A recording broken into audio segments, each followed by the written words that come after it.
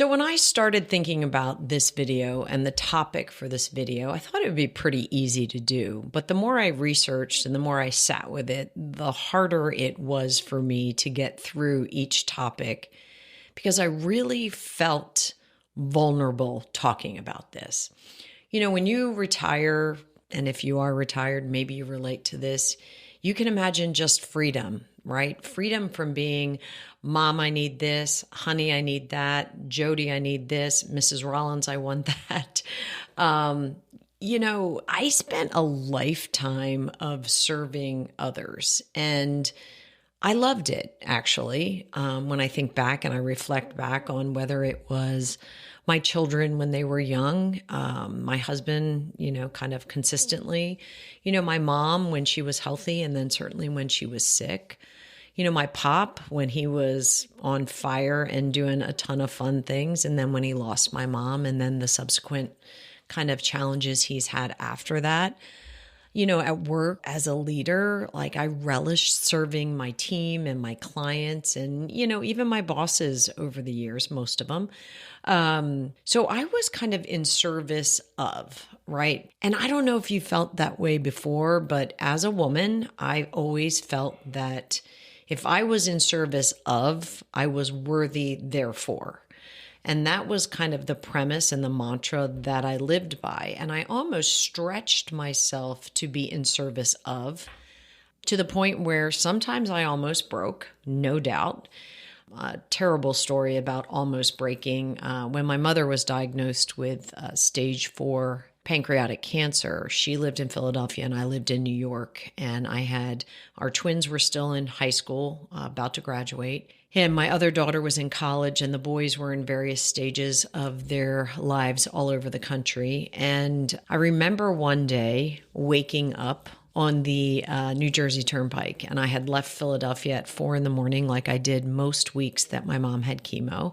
I would stay with her through chemo, and then after that, and then I would get in the car a couple of days later at 4 a.m. and drive back to try to regain some part of my other life in New York and my work and my kids and all the things.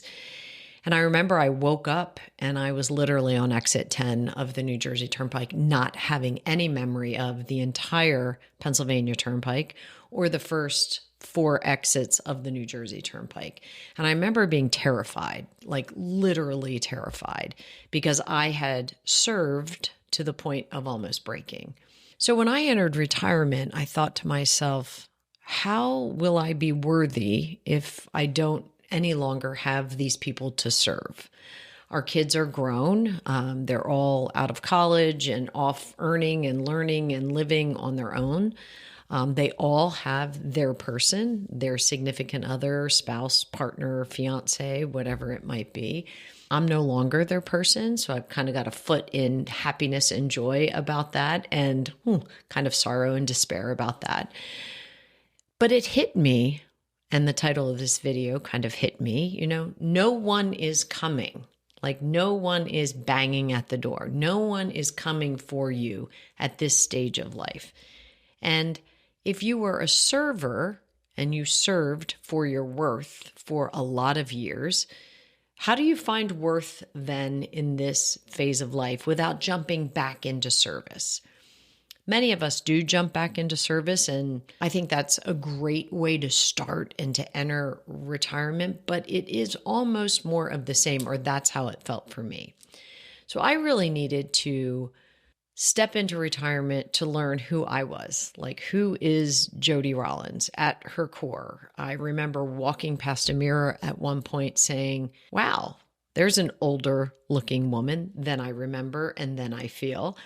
But like, who is she? Like, what does she enjoy? Where is her life going to go? And how will you survive this stage of life, finding worth without serving, and certainly never serving again to the breaking point?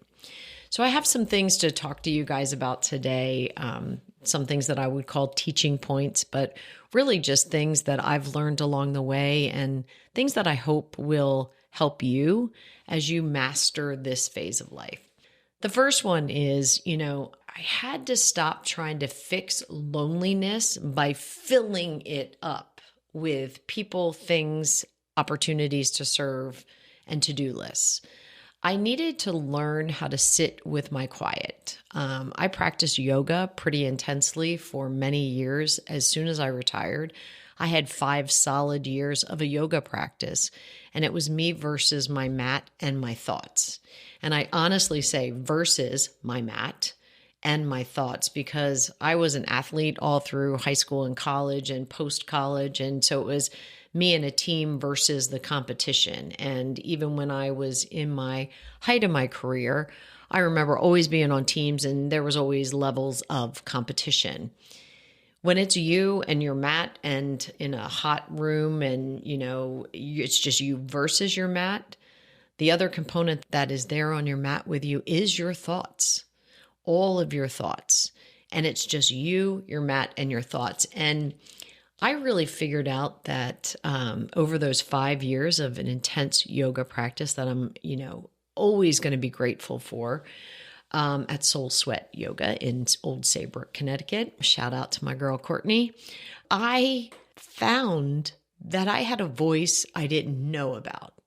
And I had thoughts that were deeper than I had allowed in my career, or when I was serving my children or serving my husband or serving my mom or serving my pop or being a good friend or being a good employee and all the labels that came with it. I started to really figure out that my alone time didn't need to be empty time. It could be super productive internal work time. I'm not sure if that's a female thing or if it's a male-female thing, if it's a human thing, if it's an age thing. I have no idea how it crosses those types of categories. But for me, it was one of the things that I had to master once I realized no one was coming, that I needed to do this on my own. The second thing that I felt was wildly important to me was I was always super independent with a lot of dependent people upon me. And I liked that role. I treasured and cherished the role of being independent, but a lot of people dependent on me. It made me feel good. It made me feel wise. It made me feel in control. It made me maybe feel superior at times, which I don't know if that's a good trait, but that's just me being honest. But it also allowed for a lot of external validation. And in this phase of life, I realized in my alone time, sitting without all these dependents and without really a true sense of what am I grounding my independence on, I realized I was no longer searching for external validation, that I was walking my path, my way, in my shoes, no longer 3-inch heels, thank God, but I was walking my path, my way. And it was just, again, it was me and the path, just like it was me versus the mat. And all along the while, I still had those thoughts. I really began to feel that my true retirement freedom was a goal for me, not only financially, not only with respects to my time, but with respects to my thoughts, my actions, and my inactions. Those times where I didn't need to do or move or be anything for anyone else, just myself. One of the things I wanted to point out to you is below, there is a download, 6 Steps to Your Retirement Transformational Guide. I would highly recommend downloading. It's one of our most downloadable PDFs, so check that out. The next thing I really took time and I did a lot of reading on, I went back to school and got a certification in applied positive psychology at the University of Pennsylvania because I was looking to be inspired in retirement, like I was motivated and inspired in my career, and like I was motivated and inspired with my children as they were growing up, and like I was motivated and inspired when my mom was diagnosed and I was going to fix it, which if anybody knows anything about stage 4 pancreatic cancer, it's not something anyone can fix at this point. Hope for the future. But I really started to figure out that I needed some trial and error. I needed some action. I needed to investigate new opportunities. I needed to investigate friends, female friends, male friends, couple friends, younger friends, older friends, multi-generational friends, in order for me to really sit with the new inspiration, the new spark that was going to move me forward. A lot of these trials were trials and errors. Some of my friendships were trial and error. Some of them were trial and widely successful, like just immediate connections, things with intention, conversations that were rich and super inspiring to me moving forward. But I guess my point is, it didn't appear by magic. It appeared with a lot of hard work and a lot of trial and error. And we can't be afraid of that in this phase. The next thing, and I'm really terrible at this, and this was one as I was researching this topic, I thought to myself, how am I going to speak about this authentically when it's still really hard for me? And that is this. Self-care isn't selfish, it's strategic. And I still struggle with that. I wish that in my 30s, 40s, and 50s, I prioritized self-care, not just the care of others, not just the serving of others, but I didn't. The harsh reality is I didn't. I would work until I was exhausted. I would run kids around until all hours of the night. I was always pick up and drop off and photos on the sidelines if you were playing a sport. I was always marshaling the troops, inviting people in, preparing food, all the things. Self-care just never made the list.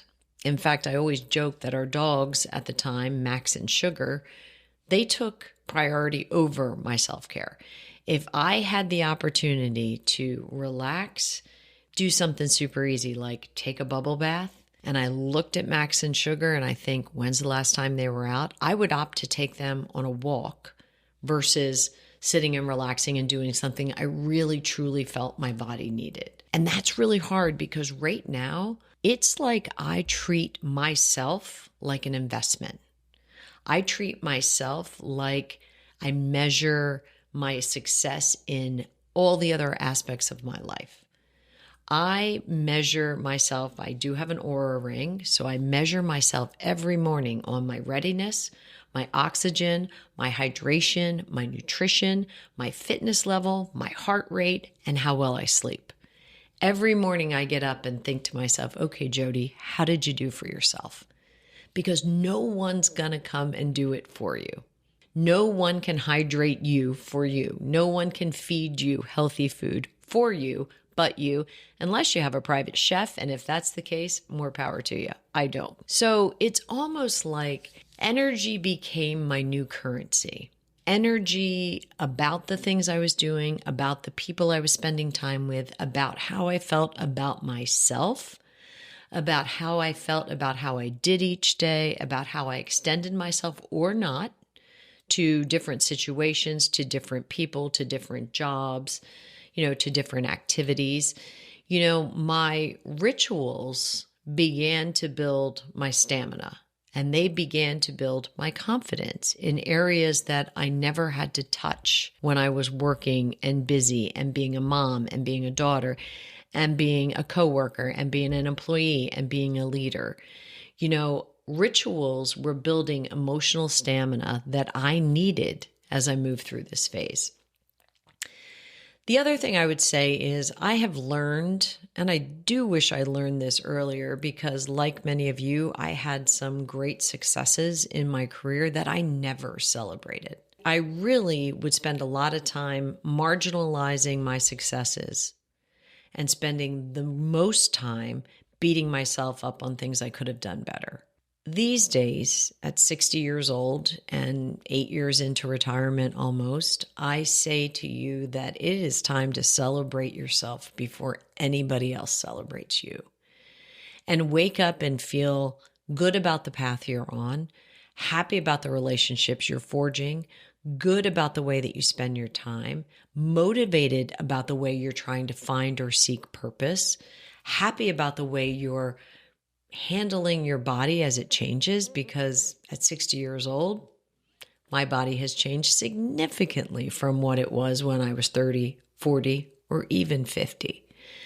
So recognizing that I'm not going to outsource, that nobody's going to come, nobody's going to show up for me to celebrate me, and I really don't need them to do that anymore. I'm happy to celebrate myself. I'll give you a little insight. I am planning 3 weddings next year. I'll let that sink. 3 weddings. My 3 daughters are getting married next year, and I couldn't be happier for all of them. I also could tell you that some days my hair is on fire, like absolutely on fire. Did I sign the right contract for the right florist, for the right daughter in the right city?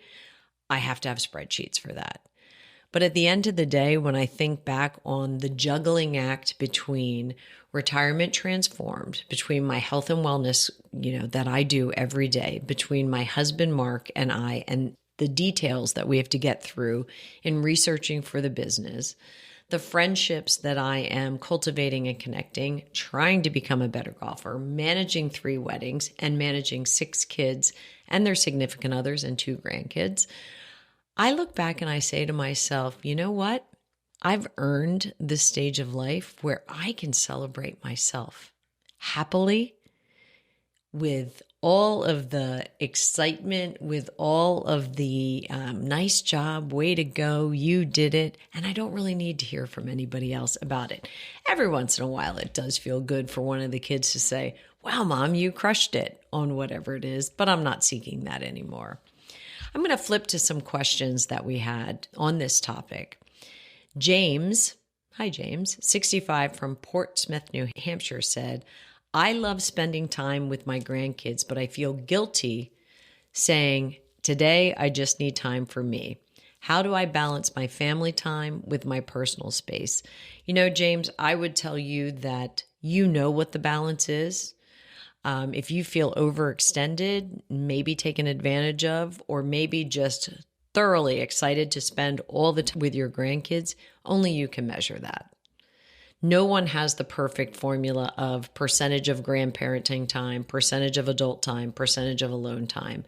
In retirement, I think that's the hardest thing. That's the formula you have to create for yourself. You have to measure it, you have to readjust it, and you have to measure it again. Angela, 70 years old from Santa Fe, New Mexico. Hey, Jody, I've lost a few close friends, and I've realized on my quiet days how lonely I've become. I'm trying to rebuild connection without relying on others to fill the silence. Any suggestions? Angela, I would tell you that relationships and friendship at this age can be deep and can be meaningful, but it takes a lot of intention. And it takes you really putting yourself out there in a vulnerable place and realizing nobody's going to come knocking on your door. If you want to meet more people, you have to put yourself in places to meet more people. That doesn't mean you can sit back and in your house and say, I see the neighbors and they're walking by and 3 ladies are walking together and they didn't ask me to join. That could be as easy as calling one of them up or walking out the door when they're walking by and joining them for a walk.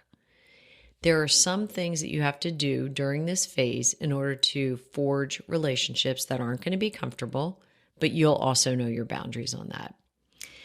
Deborah from Vancouver, British Columbia. I've always been holding on to things and holding everything together for everyone else. Now my life is quieter. I'm realizing I don't even know what makes me happy.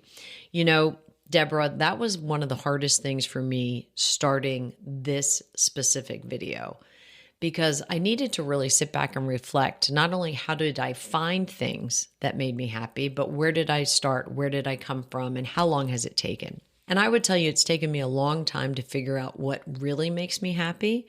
And while I'd love to say I do nothing for anybody else that doesn't make me happy, that's not true.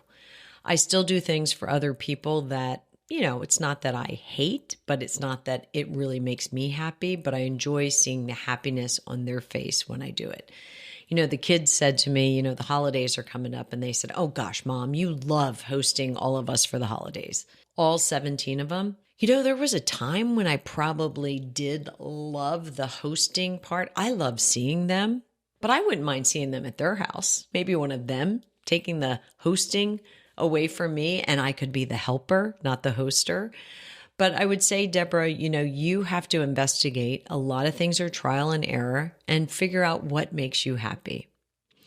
I just really want you guys to know that it's not easy. This phase of retirement, this phase of life for men and women, but I can really only speak to women. This phase of life isn't easy for everybody, and you're not alone. You are definitely not alone if there are parts of it that you're struggling with. The next video I'd like you to watch is this one. Why is everyone so tired in retirement? Watch this video next.